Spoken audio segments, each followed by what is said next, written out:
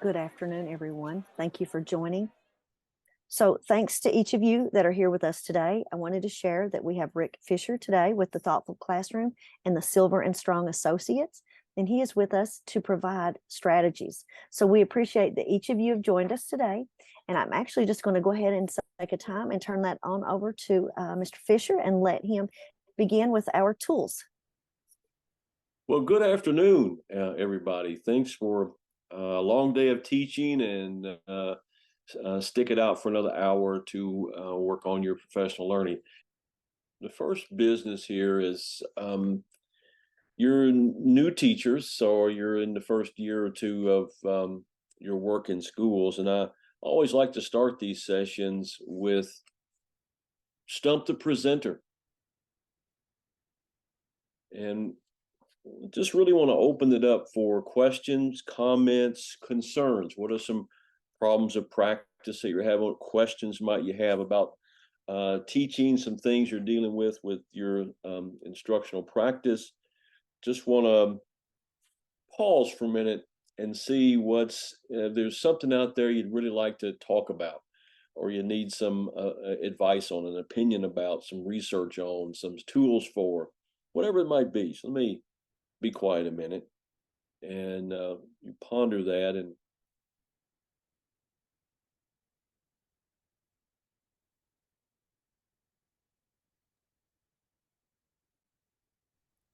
Rick, there's one thing I would like to just share with you to be thinking about or consideration for this question is that lots of times teachers have trouble deciding about where's a good place to go find strategies, where do I get things that are quick and easy that I can use across different settings.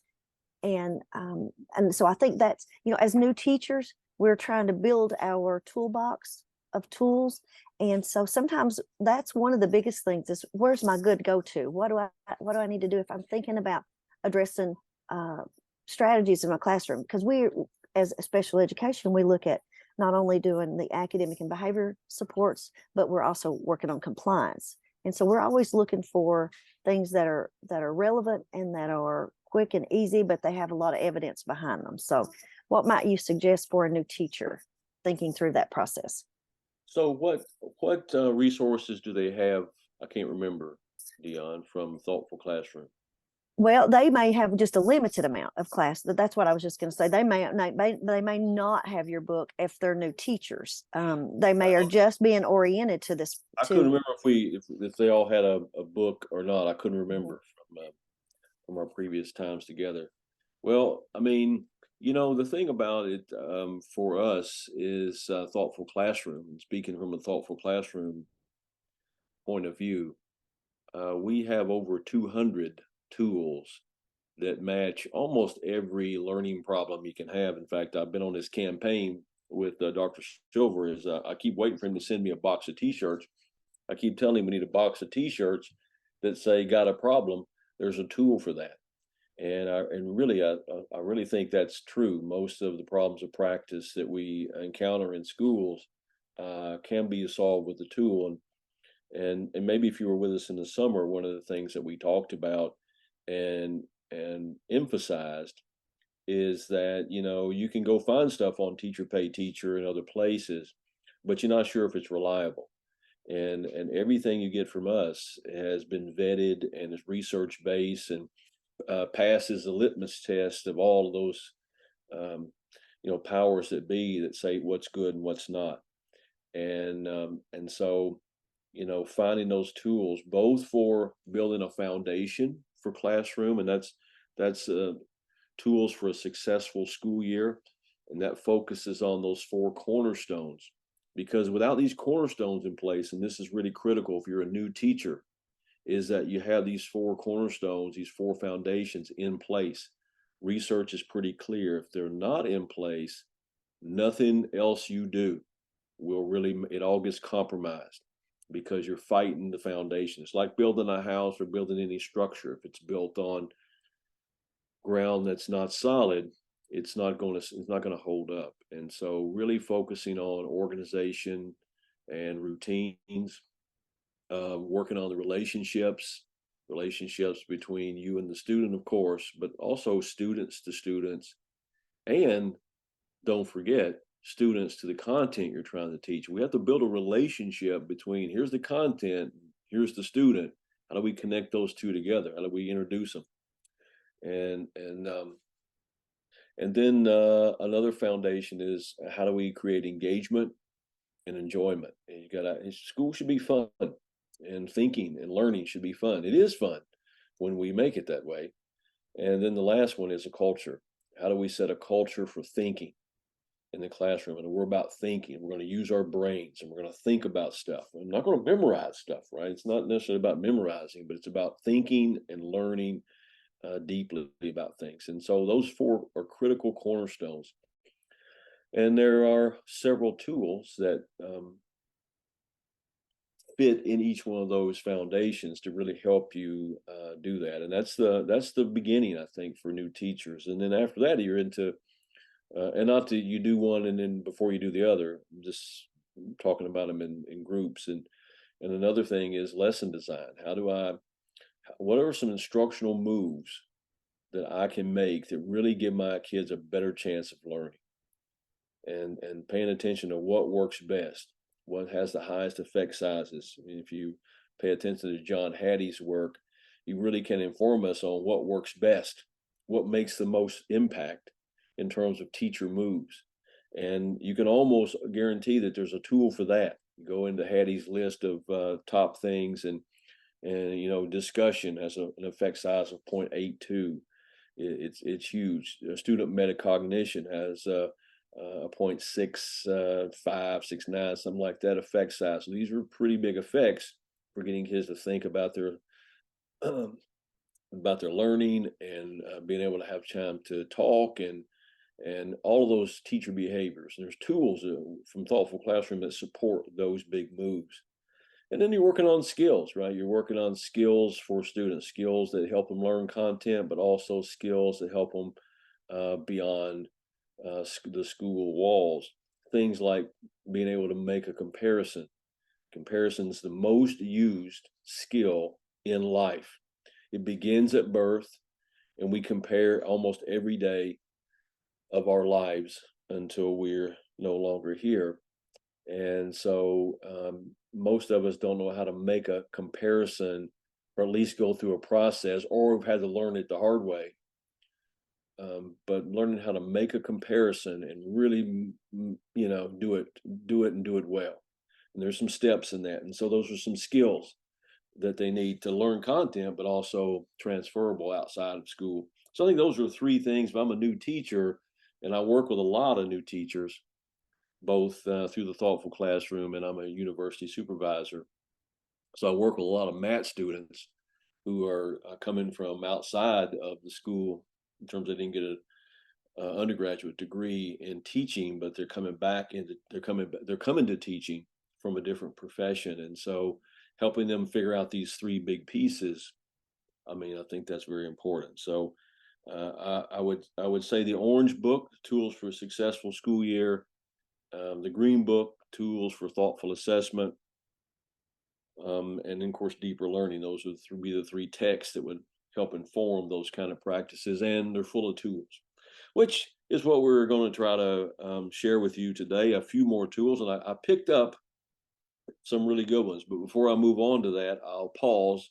If you have any questions, comments, or thoughts about that, Deanna, I hope I answered your question. You did, and Faith has dropped in the chat. She wanted Faith, to know. all right.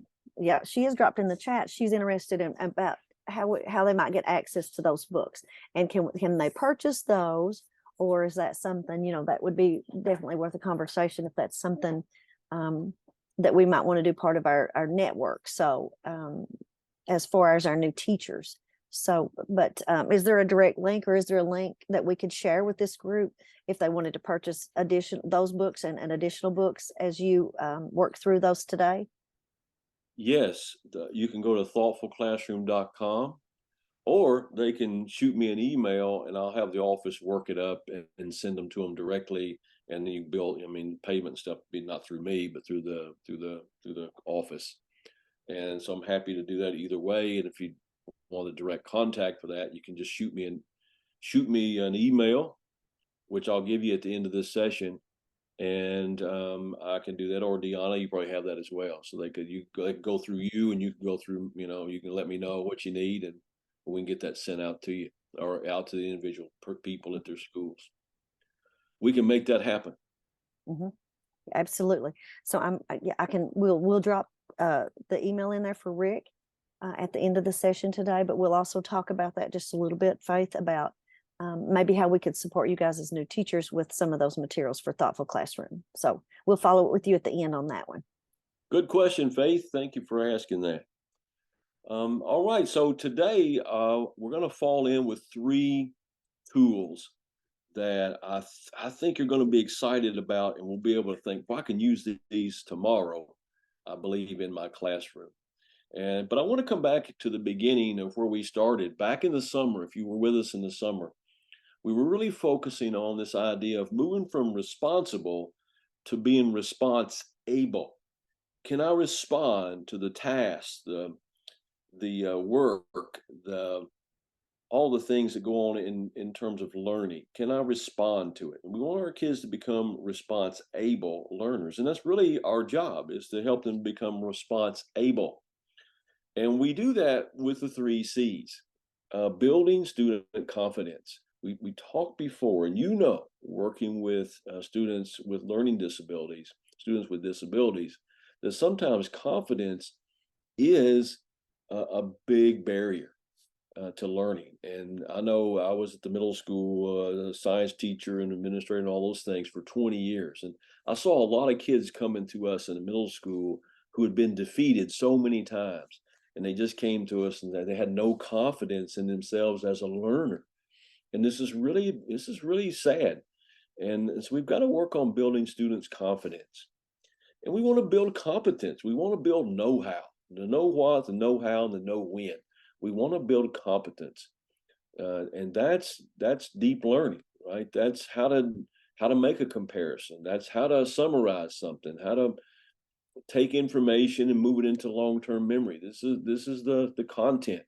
Build competence with students. And then last, we want to get commitment. Boy, that's a hard one for all students, and particularly can be tough with students who struggle, is that they've often checked out, right? It's like, I'm not going to go and be unsuccessful again today. I've been unsuccessful day after day after day, year after year, and I'm checking out on this. And so to get me to lean in, to get me to be committed to learning, man, that's a challenge, especially the further up the grade bands that you go. And I'm wondering, do you see a connection between these 3 concepts: confidence, competence, and commitment?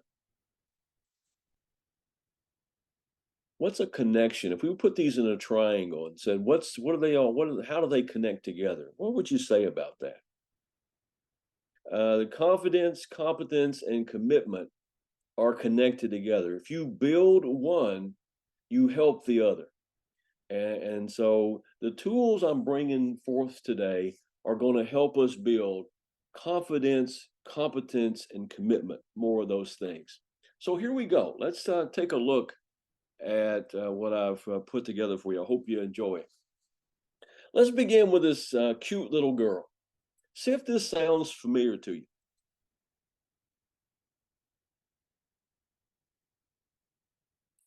That sound familiar to you? Have you thought about that before in your own practice this year? Well, the thing about it is you're not alone. This statement is the #1 request on teachers' wish list, and for good reason. Learning is hard, and it requires these 3 C's: competence, confidence, and commitment by the learner. Without these 3 things, man, our job gets a whole bunch more difficult. So our job is, how do we build this in our students? And that's the goal, right? That's part of the thing. So I want you to, and here's a strategy that you can use. This is a tool. It's not a tool. It's a tool we use. You might not find it in a tool book, but it's a tool you can use with your students. Think of a time. So I want you to take a second and think of a time when you worked hard to overcome a challenge and you were successful. So think about that and what factors contributed to your success. So give that 30 seconds to find something in your mind.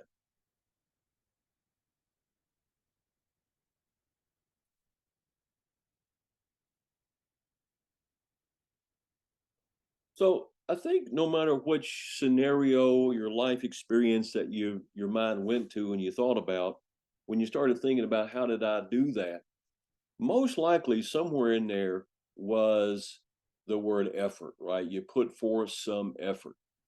And we know that effort leads to improvement, and improvement builds confidence. As I get better at something, I become more confident in it.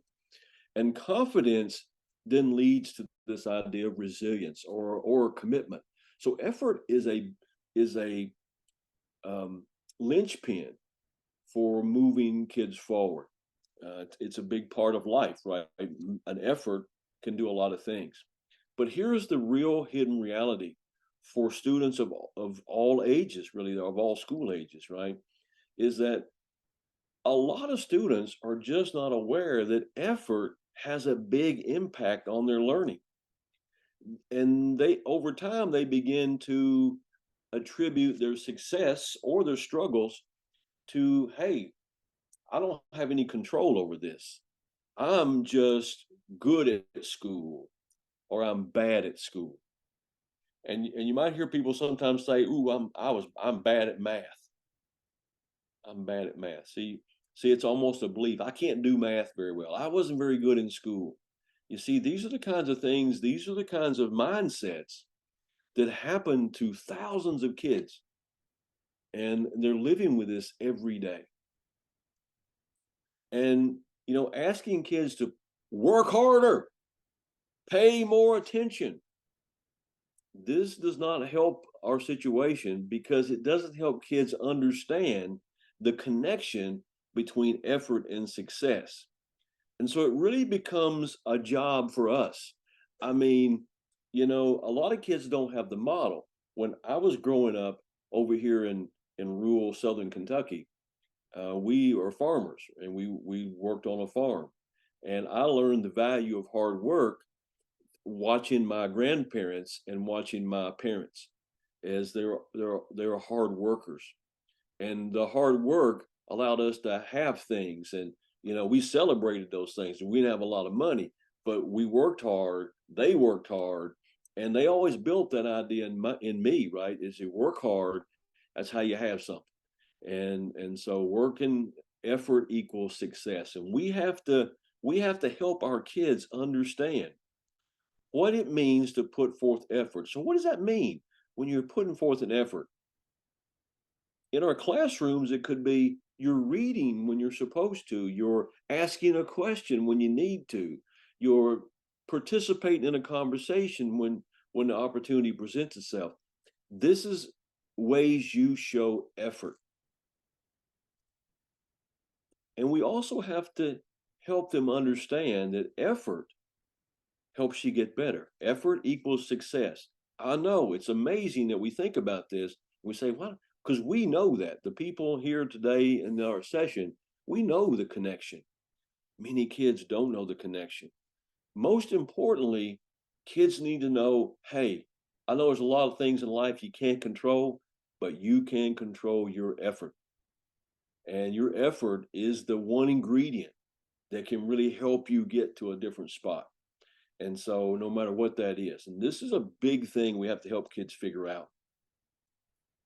And we have a tool for that. If you got a problem, there's a tool for that. Boy, this is one of my favorites, effort tracker.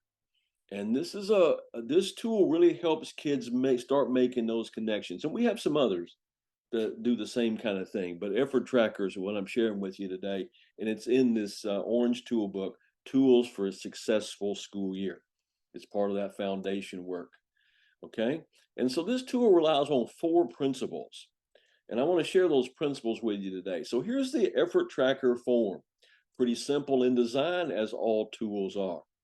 But so you can imagine a teacher who's got I want to take a look at how you've been doing on the last test. Or maybe it's how did you do this week during class? And it's a self-rating system, right? And so question number one is something like, how hard did you concentrate or try? And you pick that.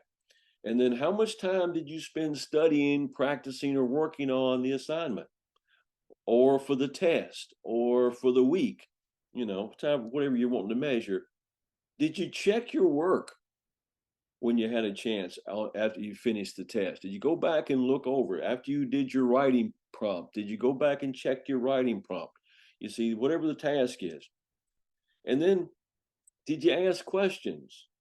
Which strategies did you use? And so you're working on strategies. Which tools did you use? You can almost insert that word sometimes. And then ultimately, there's a reflection. And the kids then are able to say, okay, so here's how I rated myself, and here's what I did, and here's what I got. And so they're beginning to connect between, I did this and I did that. So here's the 4 principles. One, you got to concretize the concept of effort. And here's how you can start. You can post these 4 statements or pick 1 or 2 and ask your class as a whole to agree or disagree with these statements. It's a great way to sort of start figuring out who's thinking what, and who thinks these things are, true or not true. Anyone can get better at anything. I don't believe that. I don't think you can get better at anything. Okay, so there's a kid who says, you can't get better at anything. Well, why? What do you mean? What's an example? It's a great way to start having a conversation and have kids talk about it together. So, day one is here's these statements. Now decide whether you agree or disagree. Now talk with your partner or your small group. See if y'all can come to consensus. What's your evidence? I mean, we in the thoughtful classroom we say, what's your because?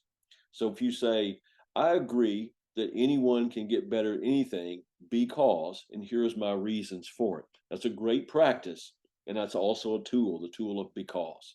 Having kids give their becauses trains them to always be thinking about the evidence for what I say.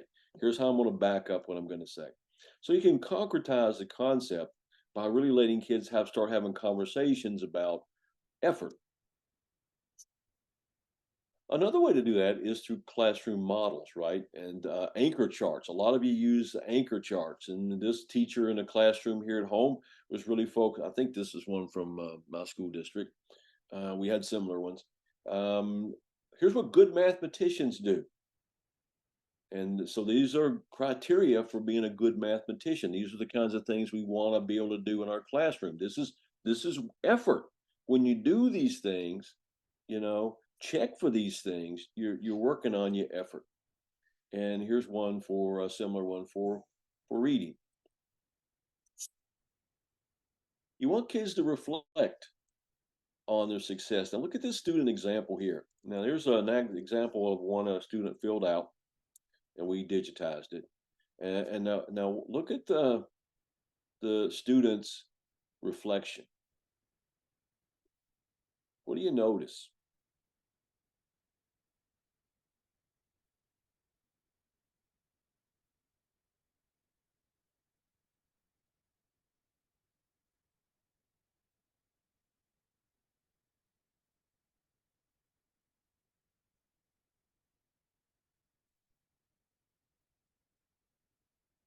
So what do you notice there? You notice that the child doesn't say, fine, I'm just not very good at this task, and I wasn't good at it. They said, my grammar and mechanics aren't very good, but I think it's because I didn't spend enough time proofreading. So if I spend more time checking my work, I bet I could do better. Now, see, that's effort, and that's a great connection. Another thing the student saw is, what, I know something I did is if I had looked at those sample book reviews, then I probably wouldn't have been able to do this very well. And so looking at those examples of other people's work turned out to be a good strategy worth my time. See, that's the ahas you want to get at. Oh, so I put forth a little bit of extra effort here. And if I do that, it improves my situation, improves my grade, improves my work. And this is powerful stuff. Another thing is this is what and why feedback. So here's a teacher's feedback to Daniela.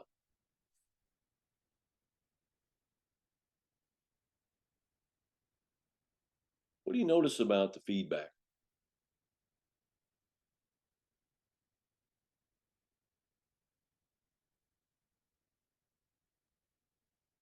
I think one thing we notice is how specific that feedback is for the Yeah, student. yes, it's very specific and it's forward thinking, right? She's trying to say, hey, you see how these moves helped you produce a clear and accurate report? Keep these scientist moves in your mind for our next lab. In other words, do that again, use it again. And notice that she also praised you worked very hard. It's evident that you worked hard, not that you did a great job or that you had some poor. Hey, it's evident that you worked hard on this. And here's what I'm seeing, the effort you put forth. You see how that teacher was very skillful in working on effort with Daniela. And we never want to forget also in terms of this is praising effort. You know, man, you're working really hard. And, notes and conversations with kids, this is really fine tuning. That's a tool of ours. Fine tune your feedback. It's in the dark green book, Tools for Thoughtful Assessment. Fine tune your feedback. And don't forget to send notes home to parents praising a kid's efforts to get better. It's a great place to begin when you got struggling students to say, man, Rick is working so hard. Man, I'm proud of him. He's asking questions. He's working during class on his stuff. He worked on that project we were working on. He asked a great question the other day, and boy, we were so excited about it. That's the kind of thing that gets a parent going, wow, this is great. And you can really build some good rapport and get kids to say, hey, this whole given effort thing, I think I can do it. Teachers who use the effort tracker tool report these things. And again, like I say, teacher paid teachers, sometimes you can find some good stuff, but you can't always know if it's reliable. Here's what thousands of teachers, we collect this data from teachers who use these things. And these were some of the recurring themes, right? So they assess their effort. They check and correct their work. They use the models and rubrics as guides. So they're not just, you didn't just put them up there for nothing. They're actually using them. They're asking more questions and beginning to be able to talk about the connection between the effort that they put in and the achievement that they get. And I think that's really, really good stuff. Right. The second tool on offer today is a tool called the Power of Pause. Man, um, I guess I always say, man, it's one of my favorites, but I think I tend to pick my favorites because I see them as being the most powerful used by teachers. And I guess in some ways they all are my favorites, but so forgive me for using, these are my favorites, but I see so much potential and I see so much quick results that teachers get with things like Power of Pause and Effort Tracker. We used Effort Tracker school wide. We built rubrics for things like taking a test. You know what? When you take a test, here are some things you have to consider. Here's your effort, right? You do this, this, and this, and this. Here's the criteria. And so we started out day one in school year on getting kids to think about this is what showing good effort when you take a test does, right? And so it's not just about the test, it's about this. You come to school for 170, 80 days, whatever it is, and you work, for the most part, you work very hard. You sacrifice to do those things that you're supposed to do. These effort rubrics, effort tracker type things are helping ensure that when it comes time to take a test, whether it's your end of the unit test or a quiz or the state assessment, that you're going to get full credit for what you've learned. And sometimes it's just about process. I work with a lot of new teachers who say, you know, kids are just not, they're not getting my content. And when I pose the question to them, do you think it's they don't learn the content or they're not putting forth enough effort to learn the content? And oftentimes it'll be like, gosh, I never thought about it that way. I never thought about maybe this is an effort thing and not an ability thing. I always think, well, they're special ed, they're struggling. And maybe it's not. And they'll go out and work on effort tracker and come back and go, wow, that made a difference. It made a huge difference in what happened. I was so focused on one problem, I wasn't thinking about the fact that, you know what, we can get better at this just by, focusing on a few key things. And so effort tracker is a powerful tool, as is the power of pause. So let's take a look at this tool called the power of pause. Also in the Orange Book, Tools for a Successful School Year. So why would we be so concerned about something as simple as the concept of pausing? Well, if you think about it, we're in such a fast-paced society. We're just not really very good at pausing, at taking a deep breath, at slowing down. Just think about our days, right? And just running from the beginning of the day to day all the way through this learning session in the afternoon, and you're off to dinner, and then got some papers to grade or lessons to plan for, and then sometime the nights you maybe get to go to bed. But you got kids, you got stuff to do, you got to get baths. I mean, it's a fast-paced society that we live in, and so we often say it's the need for speed, right? How many times do you use these words or words similar to them in the mornings when you're trying to get everybody up and going, right? It's hurry up, let's go, get on it. So this is our culture, right? This is the things that we live in, and so if you think about a decision you've made, or sometimes you say something and you say, oh, if you had, boy, I wish I hadn't said that, I wish I could take that back, right? Or maybe you're like this lady and you were going out to a restaurant with friends and you said, I'll take the salad. And you're really wishing, boy, I wish I'd have been like my friend here and had the big plate of French fries. That would have been good. So sometimes decisions we make, we look back and say, boy, what was I thinking? Well, the thing is, you weren't thinking, you're reacting, right? And so how do we slow down reacting and harness that and help kids learn with it? Well, that's the whole idea of the power of pause. It's a tool that highlights some things that you can do to slow down students during class. If you could slow kids down, if you could slow your students down and get them to pause and think before they act, what kind of difference would that make in some of your students, maybe all your students? You're with me on that, right? Yeah, absolutely. If we could if we could get them to slow and just pause before you act, pause before you say, pause before you think, man, we'd be teaching a life skill and we'd be helping them to learn better. So we want to get kids into the pause habit. So we want to build a new habit, the habit of pausing.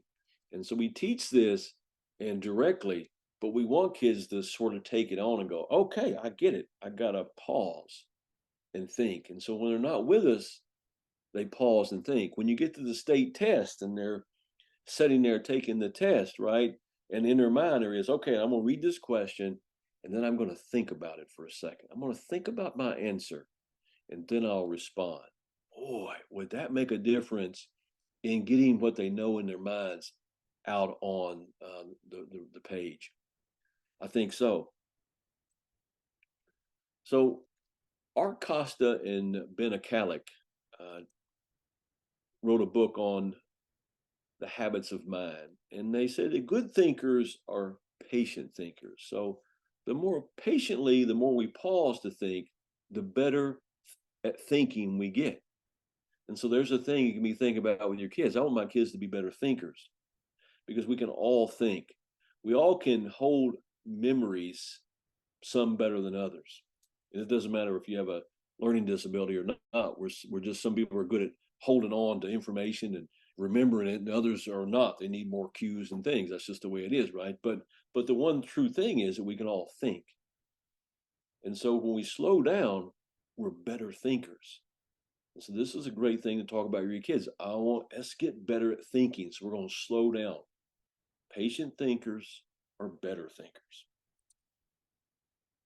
And we know this is true, right? There's all kinds of studies and research out there on slowing down and pausing between questions, and wait time and all those kind of things, right? And yet, think about this question in your own practice. When I don't wait, why is that?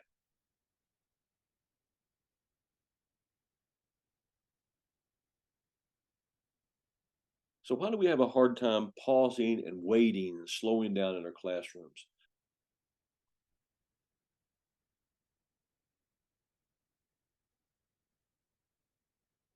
It's that time's clicking and a ticking in our minds, right? Boy, I got to get this covered. I got to get this stuff done. I don't have time to be messing around.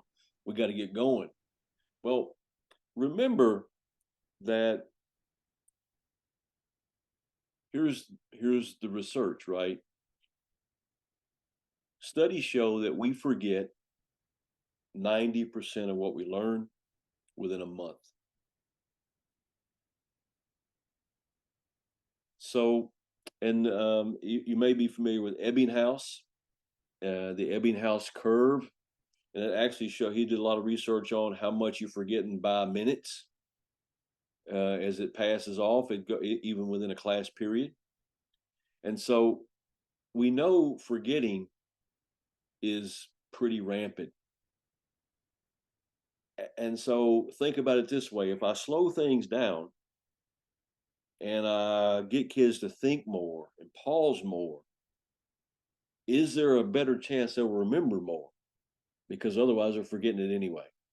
And so when you think about it that way, it helps you give yourself permission to go, wait a minute, maybe I should try to just focus a little bit, slow this thing down, because it really can make a difference. And that's why we need the power of pause.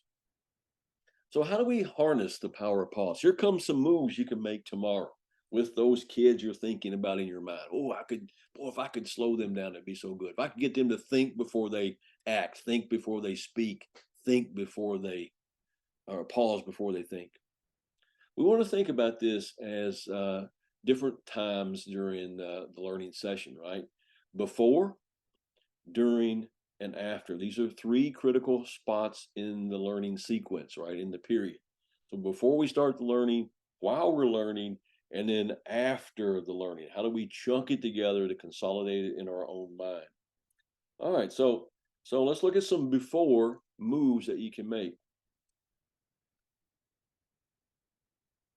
And one of those things is conversation, right? You talk about, I realized the other day that I was in a rush. And you know what I did when I rush? I forget stuff. I make mistakes. And think of a time when you were in a rush and you forgot something, or something got messed up because of that. See, there's stories that you can tell your students. Boy, once upon a time. Have you guys ever had that happen to you? Have you ever been in such a hurry yeah, man, this morning I was running out of the house to get in the car because I was running late, and I forgot I forgot to bring my textbook. I forgot to bring my phone. Yeah, because when you get in a rush, you can't think. You don't remember. You're reacting and not being proactive, right? You're being reactive, not proactive. And so having a conversation with kids and letting them start to think about, okay, so I see how, I know when I'm in a rush, bad things usually happen to me. We can also use some posters. And again, if you have anchor charts and things like that, and this is another tool called kindling a question. And we'll talk about it more in a minute. You can also use, I've shared with you before, math notes, right? So math notes make kids form the habit of slowing down to solve a reading problem. And so it takes them through, you know, I come across a mathematics reading problem. What are the facts? What's missing? What's the question? What are the hidden questions? That really helps me slow down and think about what's this question asking me to do.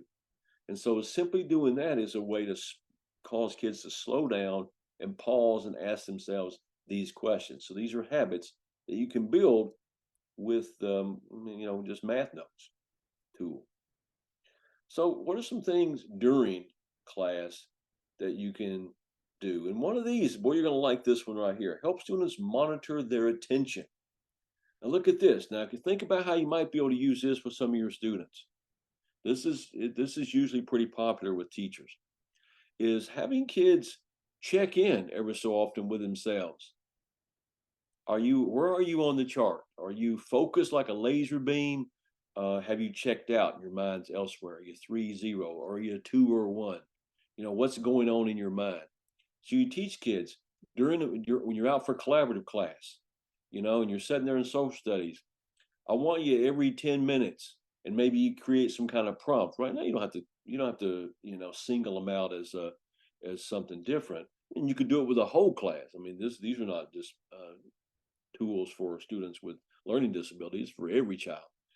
Even adults check out on stuff. I mean, that's just human nature.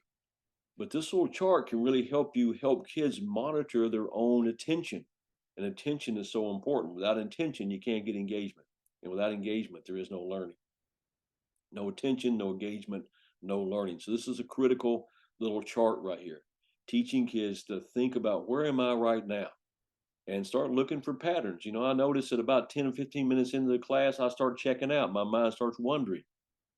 And so okay, so what can we do? Well, here's some other things you can do, right? Here's some things you can do when you recognize that you're beginning to check out. You can change your posture. You can go, shake it off, clear your mind, start all over again, stretch a little bit. And or you can jot down a note or make yourself think of a question that based on what the teacher is talking about, or what's going on. Or you can make a connection. So this thing kind of, what do I know in my life, my experiences, that connects to what the teacher's talking about, or what I'm reading about, or what we're watching about on a video clip. You see, there's the ways to help them refocus. So you take these two things here together, right? Monitoring your own attention. Where are you? And when you find yourself over here towards the 1 and 0, then here's some things you can do to get your mind snapped back on track. I really like that. Simple, but it's cues. Here's another one that people use a lot of different ways with the stop, red, yellow, green, stop, slow, go.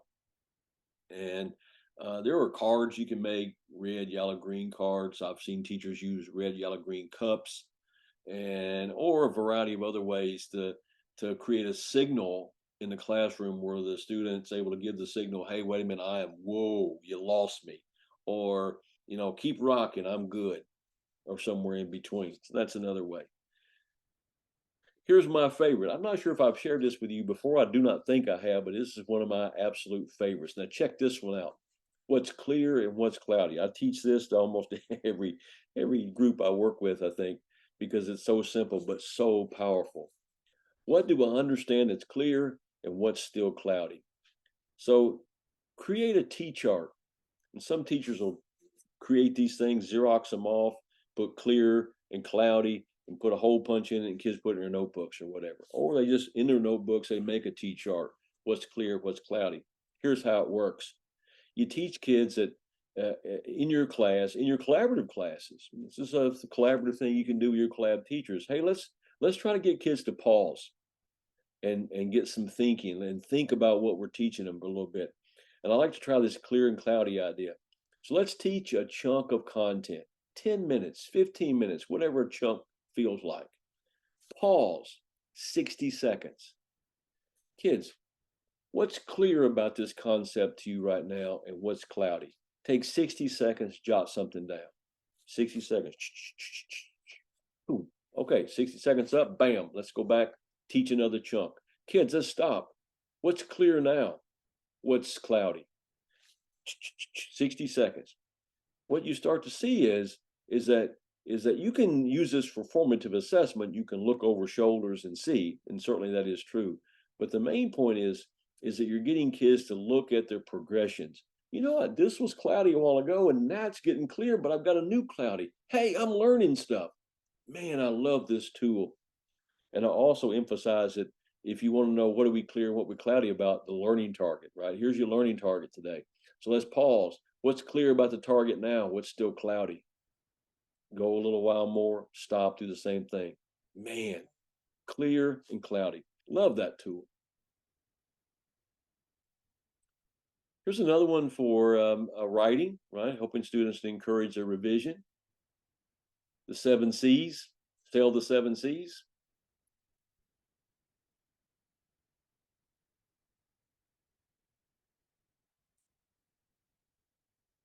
Teachers say, who really focus on using the power of pause, that you know, when I get kids to stop and think, their responses are much more thoughtful.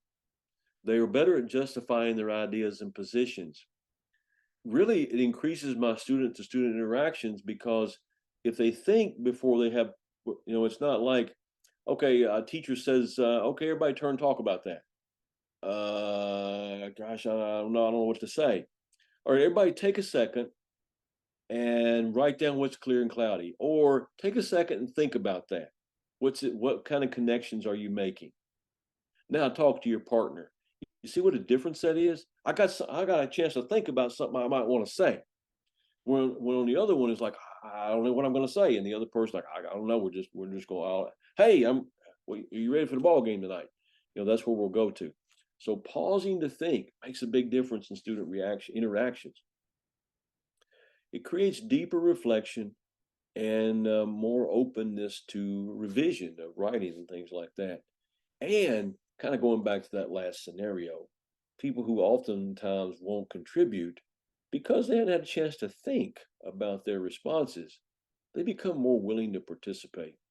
And so I think this is it's a powerful tool and a powerful habit of mine to teach all students. And maybe it's a great one you could work with your collab teachers with too.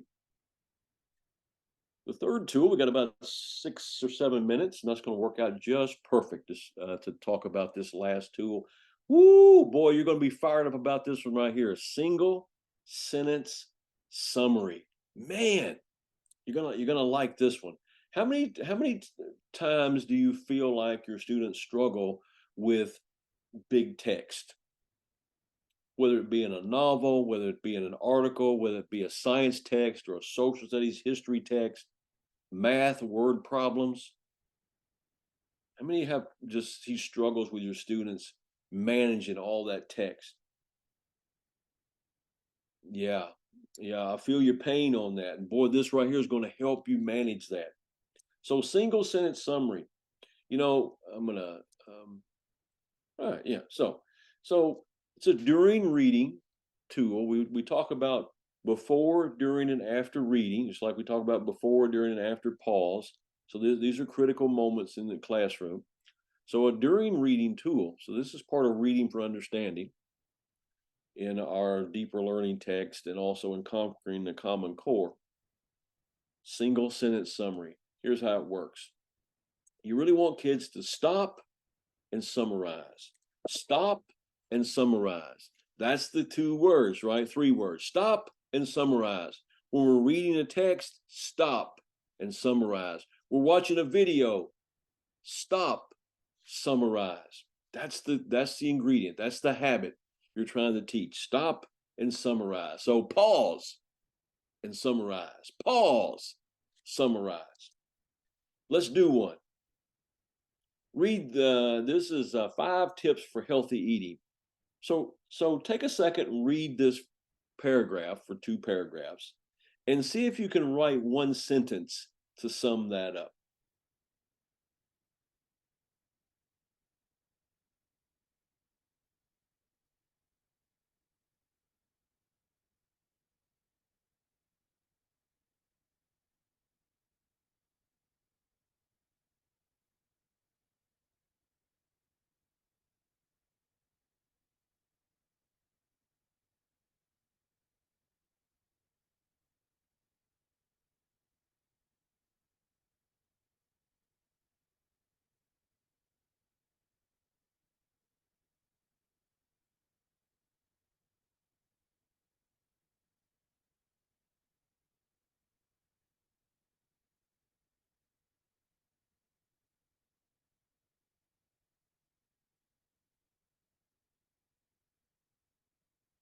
So here's our shot at it.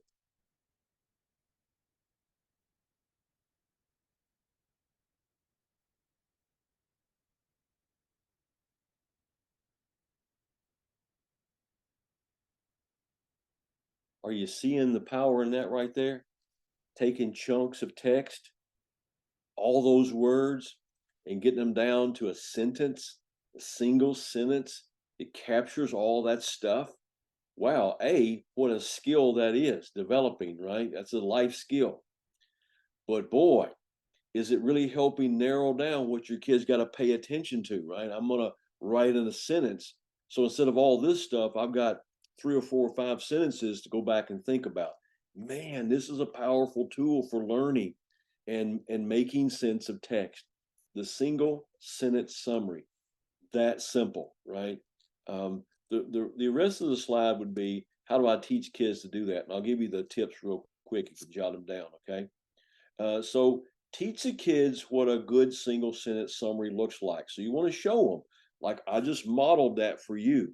So you could model a couple, show them what does a single sentence summary actually look like. And you can even give them some choices, right? You could say, okay, so here's a text. Now you pick, younger kids, maybe even especially for this. Now you pick which one you think is the best single sentence summary. And then you can have a discussion about that. So you want to teach them what's a good single sentence summary and what does it look and sound like. So that's a tip number one. Tip number two, you can think aloud to help them hear your thinking, right? So you can take a piece of text and you can walk them through it and talk about, here's the things I'm thinking about and here's how I'm making sense. Here's the things I'm going to pick out. Do you hear that in my mind as I do a think aloud? So tip number two, you can use a think aloud. And tip number three, encourage discussion and debate. So you can have the students read a text, decide which single sentence summary you think's the best. Now get with a partner and compare your thoughts. And they'll have a great discussion. Well, I had picked number two. Well, no, I thought it was number three because look at number three's got. Look, let's go back to the text. You see what's happening. We want kids to pay attention to the text, and this creates that for them. So having it setting it up for a discussion and debate, which one do we think's the best one? They're all pretty good, but there's one that outweighs the other, and can we defend that? See, man, great discussion about a text. That's what we want. That's what we want. That's what good readers do. That's what we want them to do. Pay attention to the text. And tip number four is encourage visual summary. And in this way, you might ask them, hey, draw a picture of what you think the text is talking about, and then write a quick sentence under it. So another way to really capitalize on visual. This was my student, Scotty. See, if I had known how to help Scotty when he was a kid in my science classroom, this is a tool. It really would have helped Scotty right here. Scotty, take the text, draw a picture, and give me a sentence. Remember the story I told if you were in the summer conference, that Scotty spent the whole year drawing pictures, and I didn't think studying science. And when we got to the state test, he answers one question correctly, probably out of all of them, and it was draw, label, and briefly describe a food web. And this is exactly what he did. He drew a picture and he wrote a sentence, and it was beautiful. It was a distinguished answer. He was novice outside of that, but that was a distinguished answer because he was making sense of picture. So there's another tip. And the last tip is you can format readings to accommodate and build the summarizing habit. And so you can have notes, right? You can set up pages of text and let them have a place to jot that down in the margin or something, or fold a page back or however you want to do it. So that's the single sentence summary strategy. Take a text, write it in a single sentence, along with the 5 tips on how to really get your kids dialed in for that. Here's what teachers say they see when this is being used on a regular basis in their classrooms. These are powerful outcomes.